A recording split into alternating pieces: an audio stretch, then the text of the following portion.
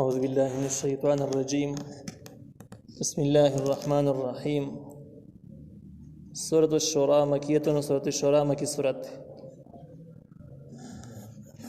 سورة هغه چې د هجرت نه مخکې نازل شوی او مدني هغه ته ویل کېږي چې د هجرت نه وروسته نو ډېرې پیرې به داسې چې سورت مکي په مکه کې به نازل شوی هم نه بل چېرته به نازل شوی لکه د معراج په واقع کې په لاره به اسمانونو د پتلرو په لاره کې به نازل شوی بل ځای کې به نازل شوی خو چې د هجرت نه مخکې هغې ته مکي ویل کېږي. د مکي او د مدني په اصطلاحاتو کې ډېر فایدې دي ډېر مسایل ته معلومېږي د باسطوره مکې تېر شوي دي.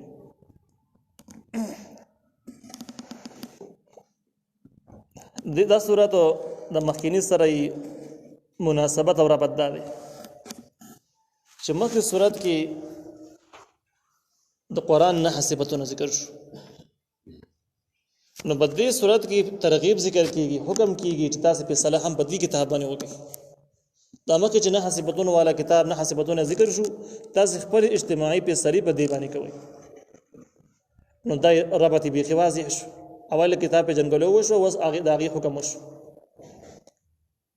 مرکزی عنوان چې کوم دی د دې صورت هغه اثبات د توحید دی په دفع کولو د سوالاتو سره. ځینې سوالات ولته دفع کېږي تقریبا 4-5 سوالات داسې شته چې په دې صورت کې هغه دفع کېږي نو په دفع کولو د سوالاتو سره سوالات جوابونه به وشي د هغې نه به توحید په خپله ثابت شي. دغه شان ده کې دا مسله به ثابتېږي چې اختیارات ټول د الله تعالی دي او د اختیارات دوه قسم لري. یو تکویني اختیارات دي چې دنیا کې څه کېږي کم نظام او انقلاب روان دي څوک ملي څوک ژوندی کېږي او دویم چې کوم دی نو تشریعي دی چې کوم نظام چې کوم الله تعالی را لېږلی دی د انسانانو د ژوند تېرولو دپاره دغه نظام جوړونکی صرف الله دی بل څوک داسې نظام جوړولی نه شي. څوک یو چې جوړ کړي دا به غلط دی ټیک به نه وي او په دې کې به زرحا نقصانات به پیدا کېږي. نو دا مسله ثابتول چې اختیارات چې هغه تکویني دي که تشریعي دي دا خالص ثابت دي الله دپاره بل چا لره ثابت نه دي. همدغه ته توحید ویل کېږي او دا عنوان توحید دی. توحید چې کوم اقسام دي په دې کې یو قسم دا د الولایت لله اختیارات ټول الله لره ثابت دي. دغه اختیارات ثابتول الله دپاره به دا د صورت عنوان دی او دا چې ثابتېږي نو په دې کې به کله د سوالاتو په جوابونو سره د کېږي ثابتېږي کله په نفي انداز سره ثابتېږي کله په مثبت انداز باندې ثابتېږي خو عنوان به همدغه چې اختیارات الله تعالی دي.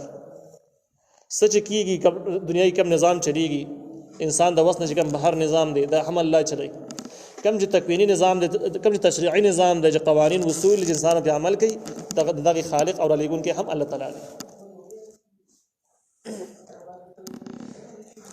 د دې صورت خلاصه دا ده دا غوڼ صورت په 3 بابونو کې تقسیم دی. اولنی باب د 15 نمبر آیت پورې دی. 15 نمبر آیت پورې چې کوم مسلې ثابتېږي نو غدا دي چې اختیارات ټول الله تعالی دپاره دي او د 3 سوالونو جوابونه به ذکر شي او دغه مسله به ثابت شي چې تکویني او تشریعي نظام کې د الله تعالی سره هیڅ څوک شریک نشته. دا 15 نمبر آیت پورې خلاصه ذکر شو. حامیم عین سین قاف دې ته مقطعات ویل کېږي او د دې مقصد خالص الله ته معلوم دی انسانانو ته دې مطلب معلوم نه دی. احتمالات پکې شته تقریبا احتمالات پکې ډېر دي لیکن یقیني علم پکې چاته نشته چې دې څه مطلب دی. البته فائدې پکې ډېرې دي. كذلك همدغه شان کې یوحي الیک و الی الذین من قبلک دغه شان وحی کېږي تا او هغه کسانو ته هم وحی شو چې ستانه وړاندې الله من قبلك الله العزيز الحكيم الله تعالی غالب او حکمت والا دی. دا د اولنی سوال جواب دی. اولنی سوال مشرکان دا جوړ کړی و چې دی وایي چې د یو الله تعالی نظام او احکام ومنئ او د دې باقي مخلوقاتو سره مه منئ مخلوقاتو سره د سره شریک نه دي پس شي. مشرکانو به دعوه کوله چې دا خبرې موږ سره اورېدلې نه دي دا چېرته هم چا نه دي کړي زموږ پلرونو نیکو هم چېرته نه دي اورېدلي چې د یو الله بندګي کوئ د بل شی مه کوئ. دې ځای کې جواب وشو چې ستاسو خبره دروغ ده داسې نه ده. دلته کې چې کوم احکام ذکر دي قرآن کې چې د الله تعالی یوازې واحد لا شریک دی نو دغه مصدق شان واحد ټول انبیاء ته شوی ده. ستانه مکه ټول انبیاء ته دغه شان وحی شو څنګه چې تا د قرآن کې کېږي نو دا خبره نشته چې دا نوې خبره د مخکې نه چا اورېدلې نه وه، دا خبره دروغ شوه، صحیح نه ده. دا راولنې سوال جواب شو. الله تعالی فرمایي له ردي الله د پاره ما فی السماوات و ما فی الارض، دی الله تعالی د پاره هغه څه چې پسمانو کې دي، هغه څه چې بزمه کې دي. وهو العلی العظیم، دا اوجت او لوی ذات. دا ذکر د اختیارات او د اختیارات ټول د الله تعالی دي، بل چا سره نشته. زګه زمکه واسمانو کې کوم څه تاسو په نظر راځي، کوم څه تاسو پیژنئ، د ټولو خالق او مالک الله دی، اختیارات د الله تعالی سره دي. نو دا تکوینی اختیارات شو. تکوینی اختیارات هم د الله سره دي، بل چا سره نشته. تکاد السماوات نزدې د اسمانونو يتفطرن من فوقهن، وچوي د دوی د پاسنه، والملائکه فرشتي يسبحون بحمد ربهم، تسبيحات بیانې سره د حمد رب خپل، ويستغفرون بخنه غواړي لمن في الارض، د هغه چا د پاره چې بزمه کړي. الا خبردار ان الله هو الغفور الرحيم، یقینا الله تعالی بخون کې مهربان دی. نو دا آیات چې کوم دی نو زجر دی د هغه خلکو د پاره چې الله تعالی سره شرک ثابت دی په تکوینی نظام کې یا تشریعي نظام کې. نو د دوی د جرم د وجه نه ممکن د جسمانو وچ د پاس نه راوغورځيږي. بیا وي پرشتي چې کوم دي د الله تعالی تسبيحات بیانوي، او په تسبيحاتو کې دا خبره شته ده چې د کمزوري بیکاره صفاتونه د مخلوق والا صفاتونه الله نه پی کول ته ویل کېږي تسبيحات. نو په تسبيحاتو کې حمد د توحید په خپل موجود دي. نو الله پرشتي تسبيحات بیانوي، هغه هم د الله تعالی توحید بیانوي. بحمد ربهم سره د حمد رب خپل، حمد د الله تعالی کامل صفات خالص الله تعالی ثابتولو ته حمد ویل کېږي. چې کوم مثبت صفات دي کامل دي هغه د حمد وایي، هم دغه صفات د هم دغه مضمون توحید دی. نو په تسبیح او په حمد کې دوه کې مضمون توحید موجود دی، او دا فرشتي ذکر کوي په مخه بیانوي. ويستغفرون، او دی بخنه غواړي لمن فی الارض، هغه چا د پاره بزمه کړي. خبردار یقینا الله تعالی بخون کې مهربان دی.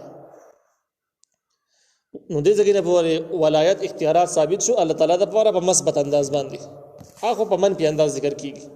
والذین حقسان نتخذوا جنولد من دونه، بغیر د الله تعالی نه اولیاء اختیار من. الله حفیظ علیهم، الله نگهبان دی پاغي باندې. وما انت علیهم بوکیل، ته نه په حقی باندې ذمہوار.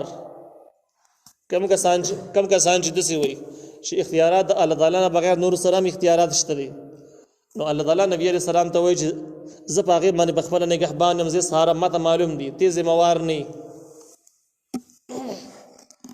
وكذلك هم دغه شان دغه او حینا من وحی کړل الیک ته پیغمبره قرآن اند قرآن عربیا په عربی ژبه کې، ترغیب دی قرآن ته چې قرآن عزت کې عمل په وکي. زګه دا کتاب اس عام کتاب نه دی، الله ما وحی کړل دا واحد اسماني واحده. لتنذر دې لپاره ته ویره القرى، اصل د کله چې مکه معظمه ده، د مکی خلق د الله تعالی د عذاب نه ویره چې شرک او کفر فریدي. ومن حوله اغج ته چا پیر د مکی نه دي، دینه مراد ټول دنیا ده، ټول دنیا خلق ته ویره. نو دا دلیل له بده باندې چې نبی عليه السلام په اخرنه پیغمبر دی، او بده باندې نبوت سلسله تمام ده. وتنذر او توير يوم الجمع، د ورځې د راجمع کېدل د قیامت ورځ نه ویره. لا ريب فيه، چې هیڅ شک نشته پاږي کې. فريق في الجنه، وډله په جنت ځي، او فريق في السعير، بلډله په جهنم کې. ولو شاء الله لجعلهم امه واحده، کله الله خو خبرینو ګرځولي به د خلک امه واحده یوډله ټول مؤمنان شي وي. ولكن يدخل من يشاء برحمته، لیکن داخلي الله تعالی هغه سوچ خوخي په خپل رحمت کې.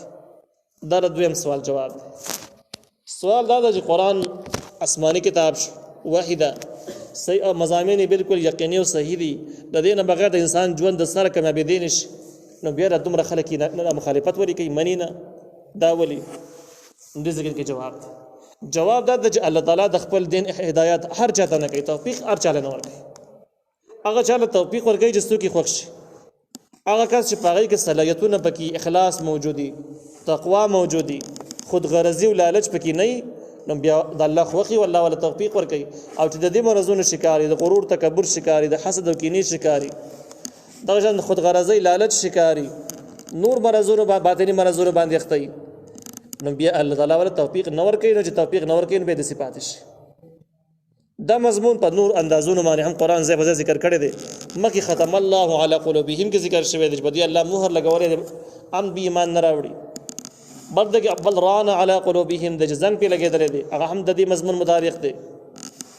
بل ځکه کې براش بل ځکه کې زه به تیر شوی دي چې الله تعالی ظالمانو ته هدایت نه کوي هغه هم ردی برابر دي چې ظالمي الله تعالی توفیق اخیسته توفیق بیا د هدایت نه کوي کم سړی چې متکبر ای کم سړی چې حاسد کی نګری کینه نډکی الله تعالی ته هدایت نه کوي نو بده وجه باندې ډیر خلک چې کم دین هغه قران مخالف شو نو اصل کې د دین الله تعالی توفیق اخیسته هغه اختیارات دې لري کړی د جګندې به ایمان راوړي د سره وس راوړي نشي جرمونه دومره ګنده کړی دي چې اوس الله توفیق چت کړی دی ولو شاء الله وقد الله خو به لجعلهم دی ګرځوري امه واحده امت یو ډله یو ټول مسلمانان شي وي ولکن يدخل من يشاء برحمته لیکن الله تعالی داخلي هغه چا لره چې غواړي په خپل رحمت کې والظالمون ما لهم من ولي ولا نصير او د ظالمانو خلقو د پاره بنئ هیڅ قسم من ولی اختیار من ولا نصير او نه امداد کوونکی دا تخویب دی د کافرانو د پاره د دین د دشمنانو د پاره